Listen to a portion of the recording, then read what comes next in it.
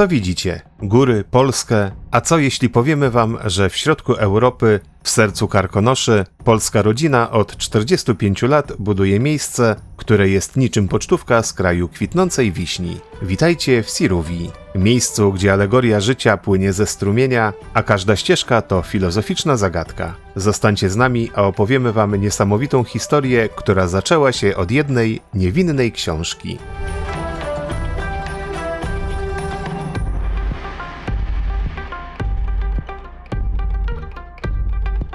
Razem w Polskę to seria, w której razem z wami odkrywamy najciekawsze miejsca w kraju, nie tylko te znane z pocztówek, ale także te, o których rzadko się mówi, a zdecydowanie warto je zobaczyć. Opowiadamy konkretnie, bez nadęcia, tak żeby zaciekawić i zainspirować do własnych wypraw. Jeśli lubisz podróże, ciekawostki i chcesz wiedzieć, gdzie naprawdę warto pojechać, ta seria jest dla ciebie.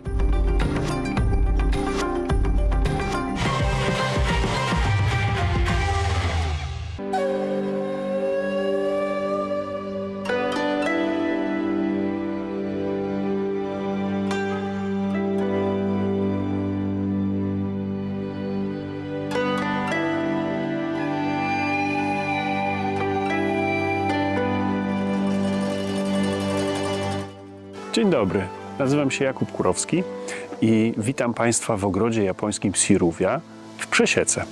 Znajdujemy się w Małej Japonii, w ogrodzie w środku, dosłownie w środku Karkonoszy, gdzie widać ten taki japoński smaczek, gdzie słychać wodospady, słychać szum drzew i można poczuć naszą historię.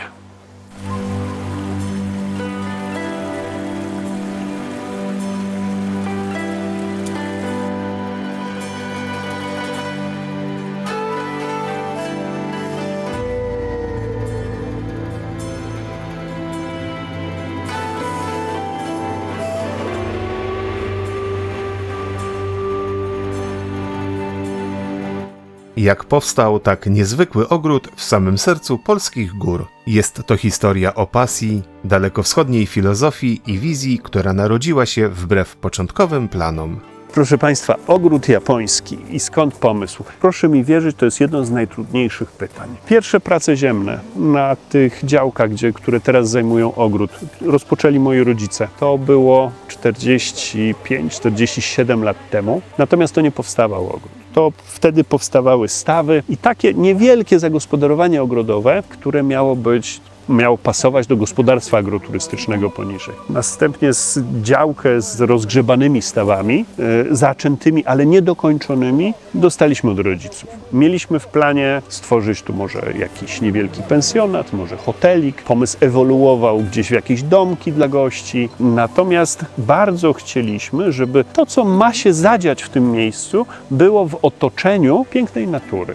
Chcieliśmy przybliżyć sobie, głównie sobie, ale też gościom tego pensjonatu czy domków, nasze góry, Karkonosze. Razem z żoną bardzo kochamy właśnie te szczyty gór. Nie chcieliśmy tworzyć zwykłego skalniaka.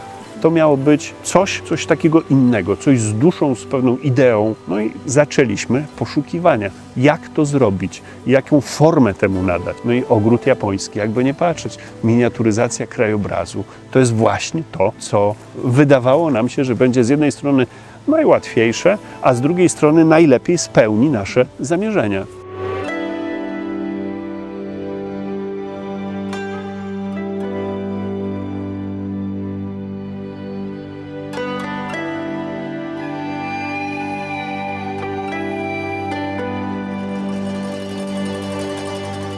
Wizja była ambitna. Teoria wydawała się prosta, ale jak to zwykle bywa z prawdziwą sztuką, praktyka szybko zweryfikowała podejście, ucząc twórców pokory. To jest taka anegdota. Żona kupiła mi wtedy książkę.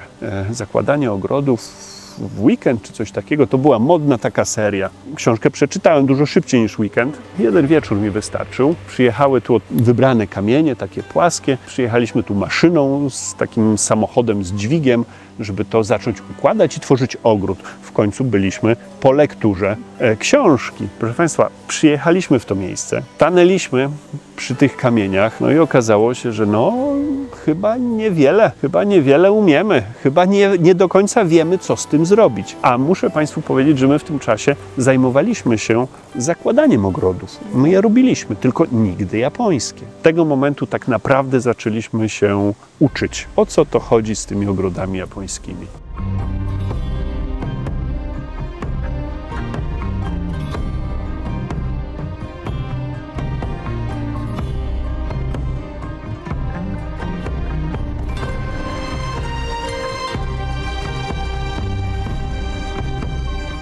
Dziś, po latach ciężkiej pracy, Siruvia stała się świątynią filozofii. To przestrzeń, która harmonijnie łączy naturę i sztukę, opowiadając o równowadze i upływie czasu.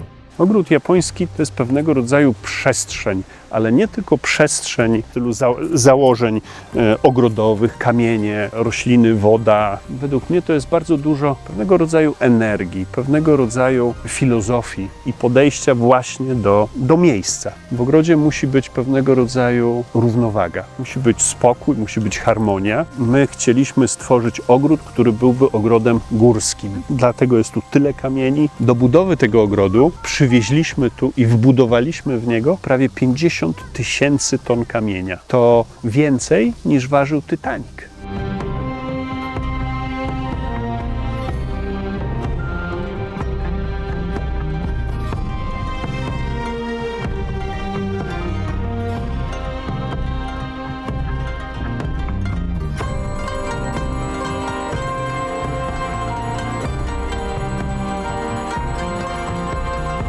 Ta ogromna skala miała na celu odtworzenie japońskiego ideału, balansu między tym, co dynamiczne, a tym, co ciche. Japończycy zawsze w swoich ogrodach umieszczają dwa wodospady. Wodospad męski, który jest w centrum ogrodu. Wodospad męski to jest wodospad, który hałasuje, chlapie na bok, jest głośny, szumny, no i taki, koło którego nie da się przejść obojętnie. Tak jak Japończyk, taki prawdziwy samuraj. Wodospad żeński jest zawsze z tyłu, na drugim planie, za wodospadem męskim, tak 2 kroki z tyłu, tak jak kobieta w Japonii. Wodospad żeński daje początek strumieniowi, a strumień, alegoria życia.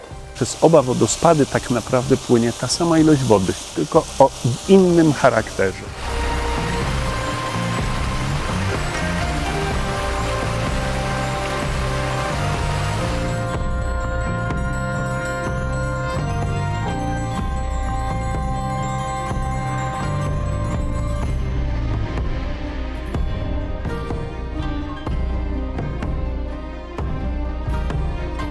W tym kamiennym królestwie czas jest najważniejszym budulcem. W Siruvii odnajdziemy opowieść o stuleciach zaklętych w najmniejszych detalach, takich jak kamienie z mchami i porostami, które opowiadają o upływie lat. To jest kompozycja, która powstała z kamieni, które były przez wiele lat gdzieś tam odkładane na bok, bo na tych kamieniach bardzo widać upływ czasu. One są w Japonii najcenniejsze. Mają mchy, porosty. Tak Japończycy obserwują właśnie upływ i zmiany czasu. Ogrody japońskie, te, które są w Europie, w Ameryce, w Australii, czy ten nasz, one tak naprawdę tylko jedną rzeczą, jednym czynnikiem różnią się od ogrodów japońskich, tych z Japonii.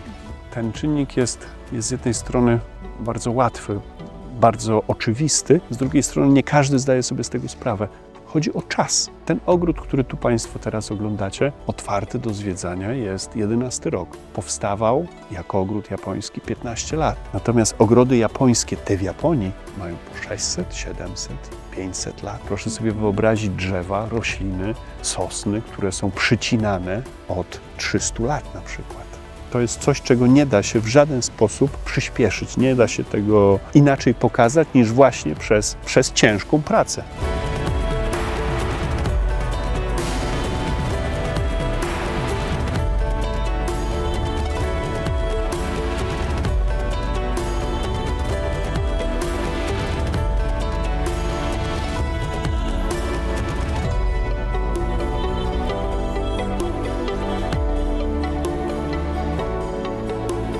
Każdy głaz w Siruvii ma też swoją historię, niekoniecznie związaną z Japonią, ale także z lokalnym, karkonoskim dziedzictwem.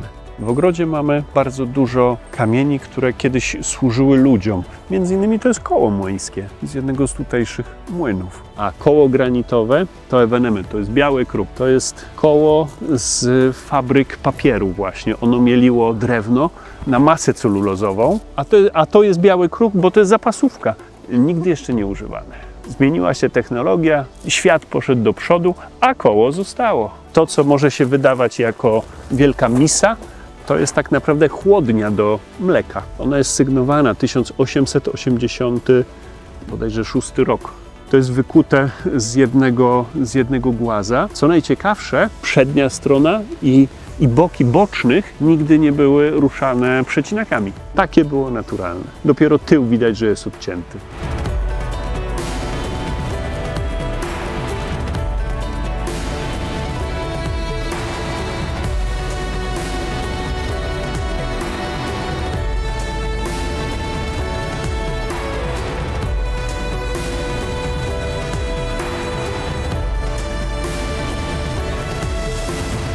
Filozofia ogrodu jest obecna w każdym zakątku, zapraszając nas do refleksji nad naszymi życiowymi drogami i wyborami.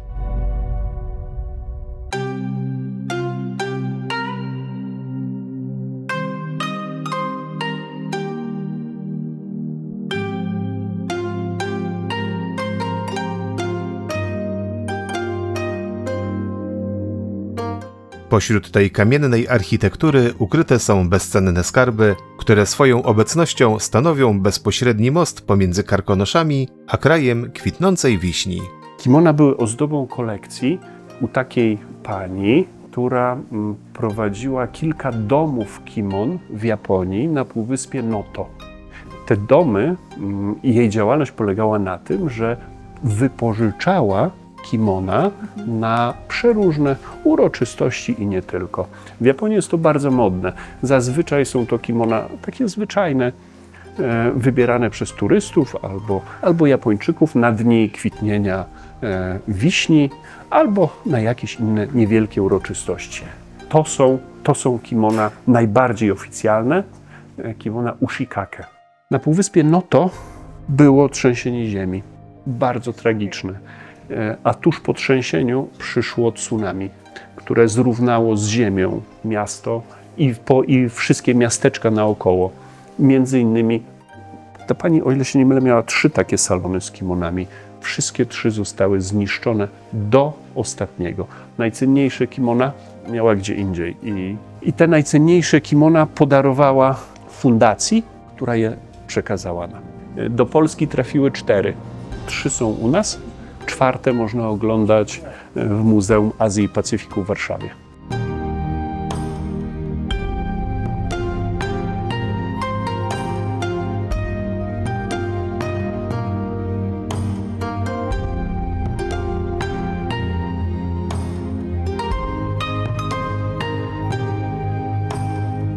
W ogrodzie kultura materialna przeplata się z duchową, tak jak w przypadku japońskich bogów szczęścia.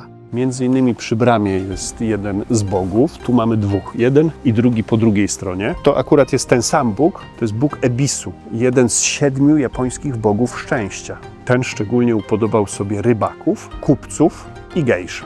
Zawsze jest przedstawiany jako uśmiechnięty pan z dużym brzuszkiem, taki bardzo wesoły. Te tanuki, które tam są na końcu, też teraz bardzo niedawno z Japonii przyleciały. Tanuki są wszędzie tam, gdzie jest dobra zabawa, gdzie sake się leje, stąd ich atrybuty, czyli flaszka sake i brak bielizny, ewidentnie rzuca się w oczy.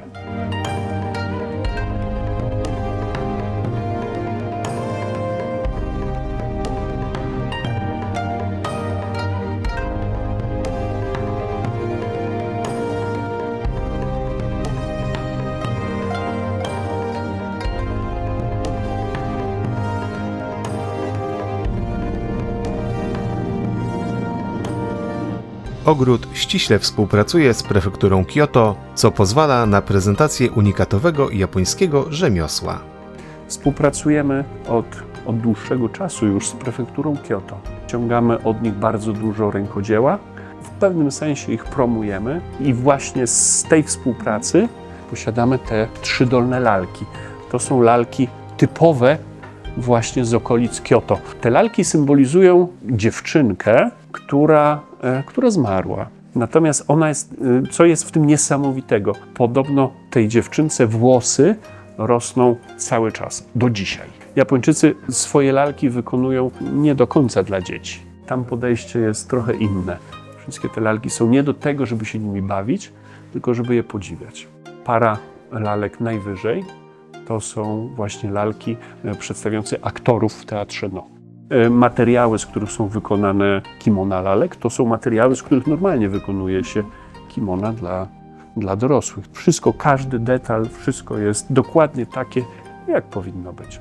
No Japończycy z tego słyną. Właśnie z tego, że musi być precyzyjnie, musi być bardzo dokładnie, aż do ostatniego szczegółu.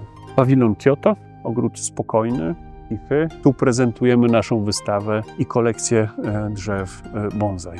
Ta część ogrodu powstała ze skał, które nam najbardziej się z Japonią kojarzą, bo z bazaltów. Japonia to kraj między innymi wulkanów, a bazalt to kamień wulkaniczny. U nas w Wojciechowie wydobywany ze starego stożka wulkanicznego. Bazalt przepięknie krystalizuje. Proszę zwrócić uwagę, to są takie słupy, 5-6-kąty. Prawdziwa japońska skrzynka pocztowa, zabytkowa. Proszę Państwa, to jest odlew żeliwny.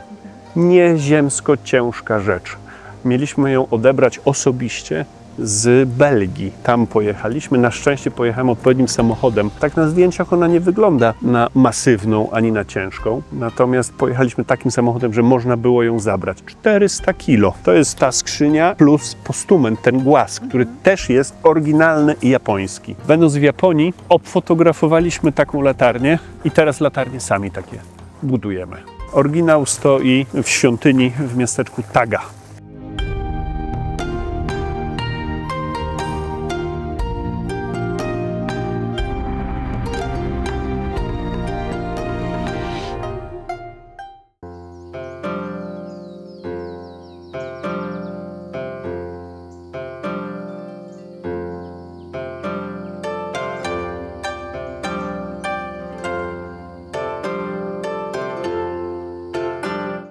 Siruvia to nie tylko kamień i rzeźba, ale także żywa, oddychająca natura. To ogród, który wbrew klimatowi Karkonoszy zaskakuje egzotyką i obfitością. Mamy bardzo bogatą kolekcję rododendronów i azalii. Wszystkich krzewów, które tu w ogrodzie rosną, z różaneczników, to jest około 3000.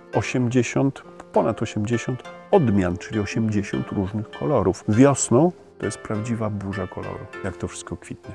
To są też przepiękne rośliny. To jest gunera olbrzymia, roślina, która pochodzi z dżungli, z Peru. Nauczyliśmy się ją uprawiać. W tym roku nie osiągnęła swoich maksymalnych rozmiarów. Te liście mają tak około 1,5 metra.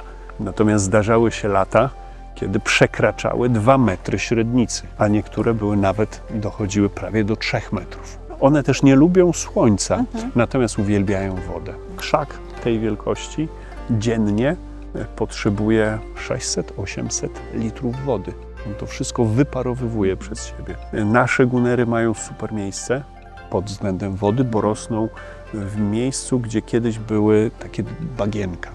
W naszym ogrodzie mamy bardzo wiele miejsc, których nie ruszaliśmy, albo które wręcz wykorzystaliśmy do tego, żeby ogród był prawdziwy i piękny. Między innymi jest ten dąb. To jest chyba najstarsze drzewo w tym momencie w ogrodzie i skała obok. To jest rzecz naturalna, w żaden sposób nie ruszona przez nas. To jest nasz basen. To zbudowaliśmy jako basen. Tu się uczyłem pływać. Basen w całości wykopany ręcznie. Jedyna rzecz, która tu była, którą wykorzystaliśmy, to jest obudowa starej studni. Tam na górze widać ten ala domek. Nie wiedzieliśmy tak do końca, co z tym zrobić. W tym stawiku żyją żaby, żyją traszki. Natura w nim zawładnęła tak bardzo mocno i nie chcemy w to ingerować. Chcemy, żeby nasi goście zobaczyli, że to też jest piękne. Mimo, że tak naprawdę odbiega od kanonów piękna, ale to jest czysta natura. Natomiast żabki na kamieniach przyjechały z Japonii, z japońskich ogrodów.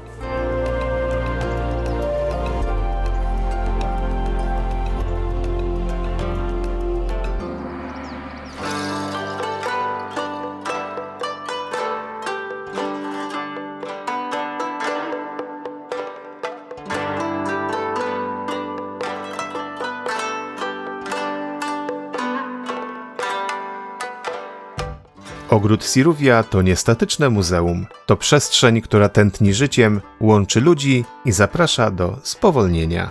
Ogród to przestrzeń, to co mówiłem, to przestrzeń, która łączy ludzi, która ma sprawiać, że ludzie odpoczywają, dobrze się bawią, ale też uczą się czegoś. Uczą się, przynajmniej bardzo bym chciał, żeby się uczyli, pewnego obcowania i kontaktu z naturą. Tym, że ta natura to nie tylko dziki las, to nie tylko zwykły park, ale to jest natura, którą sami tu ukształtowaliśmy, w pewnym sensie zaprosiliśmy w to miejsce, no i z nią współegzystujemy.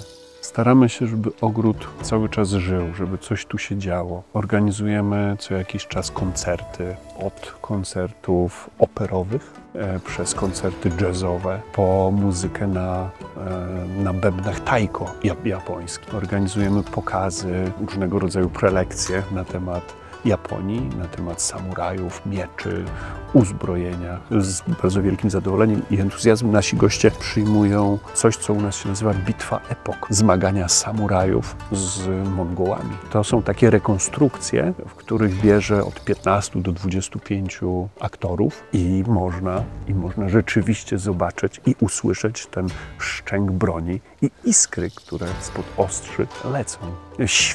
Świetna zabawa. Do tego są wyrzutnie ognia, dymu i tak dalej. Całość wychodzi naprawdę nieziemsko. Pokazujemy co jakiś czas legendy Japonii. To jest przedstawienie multimedialne. Przedstawienie, które wyświetlane jest dosłownie za pomocą laserów na ścianie lasu. Też dym, też ogień.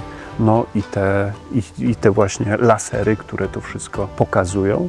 I lektor, który opowiada o Japonii od starożytności, przez legendy japońskie, po dzisiejszą Japonię. Jest też parę słów o jakuzie, o klubach i tak dalej. W ogrodzie co roku organizujemy święto herbaty, święto sake.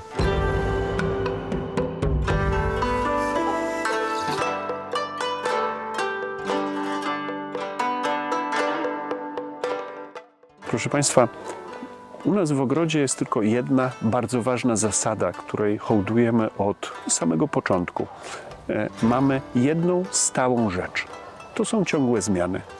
Bardzo serdecznie zapraszam Państwa do naszego ogrodu, do miejsca, które tworzymy, żeby móc razem z nami oglądać i dostrzegać te zmiany, które tu powstają. Proszę nas odwiedzić. Przesieka, Ogród Japoński Siruvia.